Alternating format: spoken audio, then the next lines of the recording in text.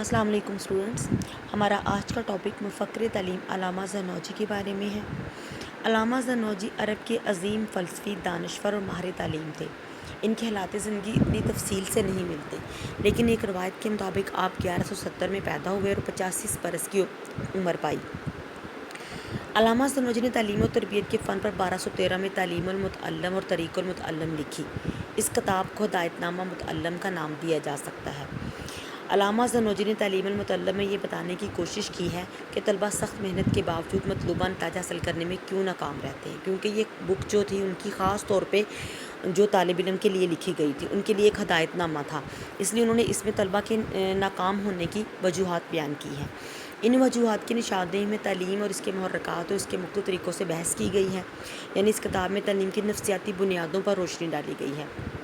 علامہ صاحب نے جن تدریسی طریقوں اور تدابیر کی نشاندہی کی ہے، ان کی روشنی میں ایک معلم اپنی تدریسی حکمت عملی ترتیب دے سکتا ہے، یعنی جو طریقے انہوں نے اس کتاب میں بتائے ہیں، جن کی نشاندہی کی ہے، ان کو مشعل راہ بنا کر ایک معلم جو نا اپنا تدریسی طریقہ جو نا وہ اپنا سکتا ہے یا اس کو عملی طور پر ترتیب دے سکتا ہے، یعنی اپنے پڑھانے کا طریقہ جو وہ اس بک میں سے وہ اڈاپٹ کر سکتا ہے۔ یہ کتاب صرف معلمین کو رہنما اصول مہیا کرتی ہے، بلکہ معلم کی رہنمائی کا فریضہ بھی سر انجام دیتی ہے، یعنی نہ صرف متعلمین یعنی طالب علم کے لیے رہنما اصول پر بک لکھی گئی ہے، بلکہ یہ معلم کے لیے بھی ایک رہنمائی کا فریضہ انجام دیتی ہے۔ علامہ زرنوجی کی تعلیم المتعلم تعلیم و تربیت کے موضوع پر ایک منفرد تصنیف ہے، یعنی ایک بڑی یونیک قسم کی، جسے ہم کہیں گے نا ایک الگ ایک منفرد قسم کی کتاب ہے یہ، جس میں خاص طور پہ انہوں نے طالب علم کی رہنمائی کے اصولوں کو پیش کیا ہے۔ اس کے بعد آ جاتے ہیں ان کے تعلیمی تصورات۔ علامہ زرنوجی کے نزدیک تعلیمی تصورات کیا تھے؟ علامہ زرنوجی کے تعلیمی تصورات کی بنیاد دین اسلام پر ہے۔ علم کی اہمیت کے سلسلے میں انہوں نے رسول اکرم صلی اللہ علیہ وسلم کو حدیث کی بنیاد بنایا کہ علم حاصل کرنا ہر مسلمان پر فرض ہے۔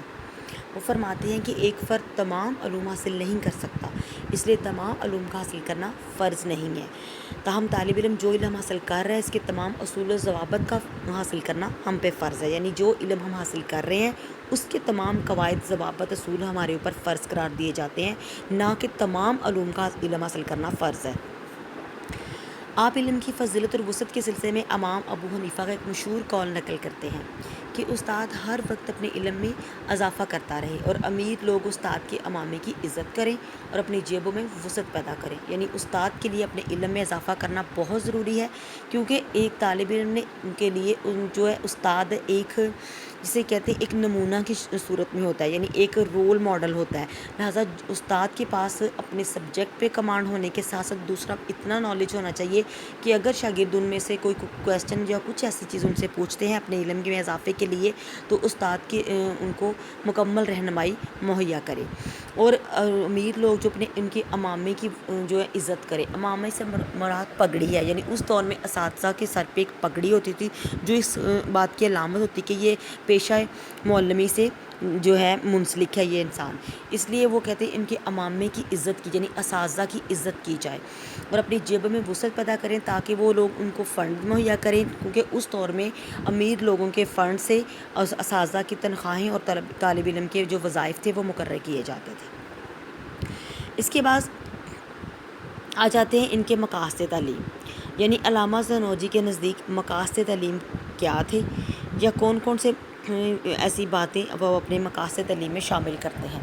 علامہ زرنوجی نے رضا الہی کے حصول اور آخرت میں کامیابی کو تعلیم کے حصول کا سب سے بڑا مقصد قرار دیا ہے، یعنی اللہ تعالیٰ کی رضا اور آخرت میں کامیابی۔ آپ ایسے شخص کو بد نصیب خیال کرتے ہیں جو اس مقصد کے لیے علم حاصل کرے کہ لوگ اس کی عزت کریں، یعنی لوگوں میں اپنی جو ہے نا جسے کہتے ہیں نا شو آف کرنے کے لیے، لوگوں میں اپنی عزت جو مقام اور مرتبہ حاصل کرنے کے لیے صرف علم حاصل کرے اور اپنی ریاکاری سے کام لے اور ان کے سامنے تحائف اور لوگ اس کے سامنے تحائف پیش کریں، یعنی وہ لوگوں سے چیزیں وصول کرنے کو، اپنی عزت پانے کو، لوگوں میں اپنے آپ کو دوسروں سے بلند اپنے آپ کو شو کروانے کے لیے جو علم حاصل کرتا ہے وہ کہتے ہیں ایسا علم کسی کام کا نہیں ہے۔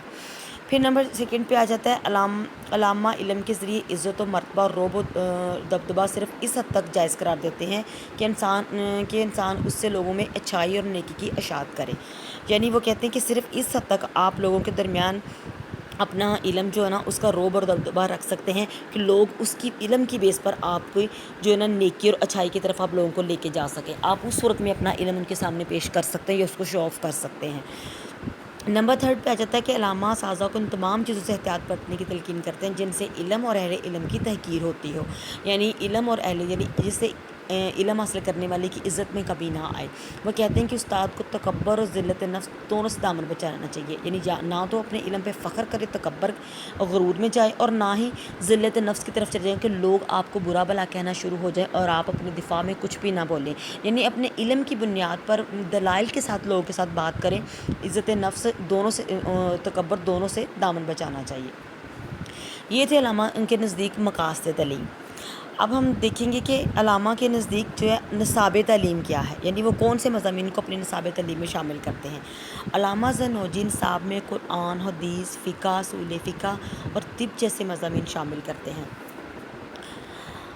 ان کے خیال میں سب سے پہلے قرآن و حدیث کی تعلیم دینی چاہیے. ان کے نزدیک قرآن و حدیث کو لازمی مضامین کی حیثیت حاصل ہے. اس کے بعد ثانوی درجہ میں فقہ اور اصول فقہ کی تدریس ہونی چاہیے. ان کے خیال میں فقہ کا علم اتنا ضروری ہے جتنی انسانی زندگی کے لیے خوراک. اعلیٰ درجوں میں طب کی تعلیم دی جائے. تاہم فقہ اور طب جیسے مضامین اختیار کرنے میں طلبہ کو آزادی ہونی چاہیے. یعنی طلبہ اپنی مرضی سے ان دونوں میں سے مضامین اختیار کرنے کے جو ہے نا ان کی مکمل ان کو آزادی دی جائے. مضامین کے انتخاب کے سلسلے میں معلم طلبہ کی رہنمائی کرے. یعنی اساتذہ ان کی رہنمائی کریں، لیکن جس چیز کی طرف طلبہ کا طبعی رجحان ہے، یعنی فطری میلان ہے، جو وہ حاصل کرنا چاہ رہے، جو اس میں ان کا جن مضامین میں ان کی دلچسپی ہے وہ والے مضامین اختیار کریں.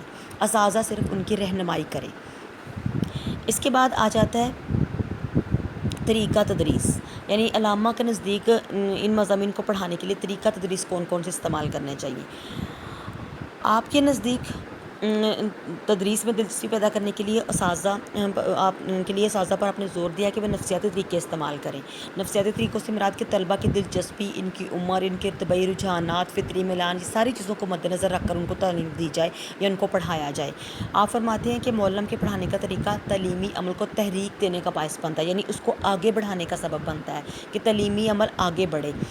استاد کو چاہیے کہ وہ پڑھاتے ہوئے طلبہ کے نفسیاتی تقاضوں اور ضروریات کو مد نظر رکھے. یعنی نفسیاتی تقاضوں کے مطابق ان کو پڑھائے کہ وہ کیا پڑھنا چاہ رہے ہیں، کہ کس عمر میں ان کی کیا ضروریات ہیں. اس طرح طلبہ زیادہ دلچسپی کا مظاہرہ کرتے ہیں. یعنی اگر ہم ان کے نفسیاتی اصولوں کو مد نظر رکھ کر ان کو پڑھائیں گے تو وہ اس طریقہ تدریس کے ذریعے اچھے طریقے سے علم حاصل کریں گے. پھر ہے استاد و شاگرد کے تعلقات. ان کے نزدیک استاد اور شاگرد کے تعلقات جو ہیں وہ کس طرح کے ہونے چاہیے. علامہ زنوجی اس سلسلے میں کوئی خصوصی تحریر نہیں چھوڑی. یعنی انہوں نے خاص طور پہ استاد شاگرد کے تعلقات کے بارے میں کچھ نہیں لکھا. تاہم ان کے طلبہ کے لیے ہدایات جو ہے اس موضوع پر خاصی روشنی ڈالتی ہے. یعنی انہوں نے خاص طور پر طلبہ کے لیے کچھ ہدایات دی ہیں.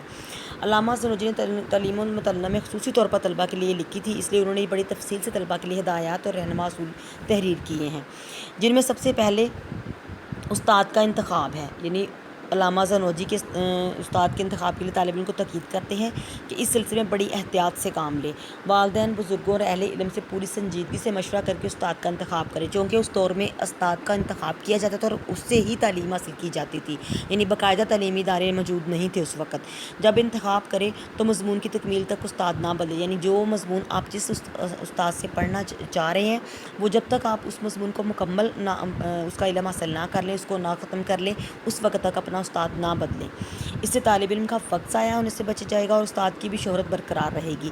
ایسا استاد منتخب کیا جائے جو تجربہ کار، پرہیزگار اور صاحب علم ہو. پھر نمبر 2 پہ وہ بتاتے ہیں کہ صبر و تحمل.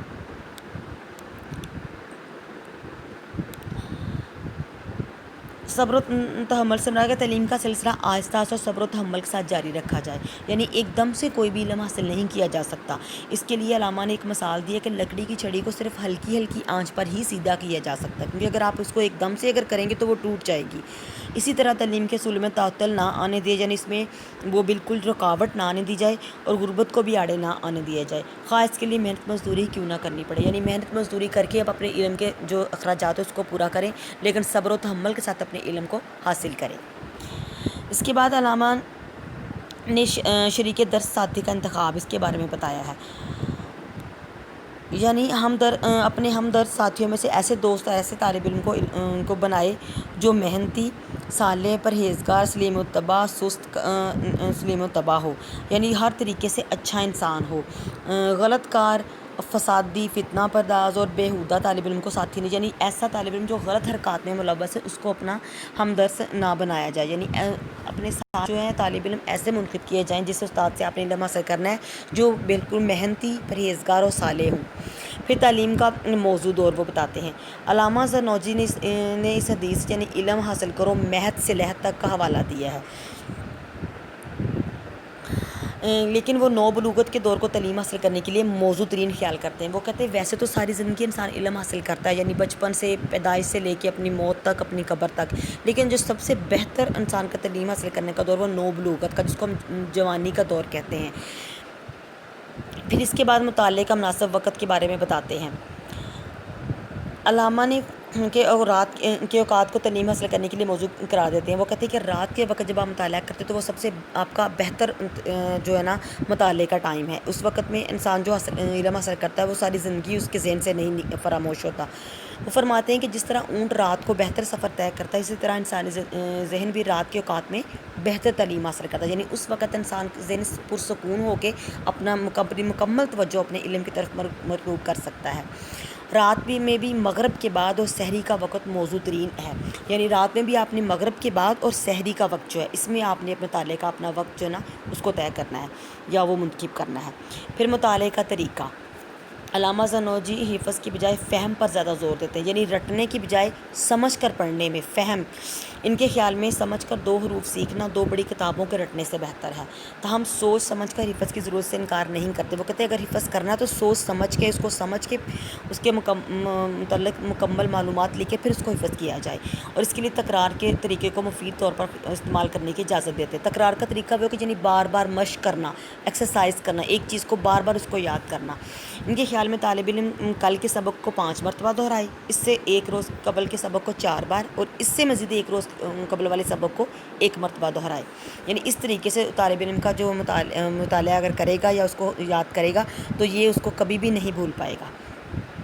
مطالعے میں اعتدال، اس کے بعد وہ فرماتے ہیں طالب علم کے مطالعے میں اعتدال سے کام لے تاکہ وہ کمزور نہ ہو جائے، یعنی ایک دم سے سارا علم حاصل کرنے کی کوشش نہ کرے بلکہ اعتدال کے ساتھ پڑھے۔ اس سلسلے میں انہوں نے رسول پاک صلی اللہ علیہ وسلم کی حدیث کا حوالہ دیا کہ جس میں کہا گیا کہ تمہارا ذہن تمہاری اس سواری کا جانور ہے، اسے اعتدال کے ساتھ استعمال کرو، یعنی جو انسان کا ذہن ہے نا اس کی ایک کیپیسٹی ہے، اس کو اس حد تک استعمال کرو جتنا اس کے اندر چیز سما سکتی ہے۔ اگر آپ اس سے زیادہ اس کے اندر چیز سمانے کی کوشش کریں گے تو وہ پہلی بھی آپ کے مائنڈ سے نکل جائے گی، لہٰذا اعتدال کے ساتھ علم حاصل کرو۔ مطالعہ بھی کرنا ہے، حفظ بھی کرنا ہے تکرار کے ساتھ، لیکن اعتدال اس میں ضروری ہے، یعنی جو چیز بھی کرنی ہے اس کو ٹھہر کے وقفے سے تحمل کے ساتھ پڑھا جائے تاکہ وہ ہمیشہ کے لیے وہ علم آپ کے پاس اور آپ کے ذہن میں محفوظ ہو جائے۔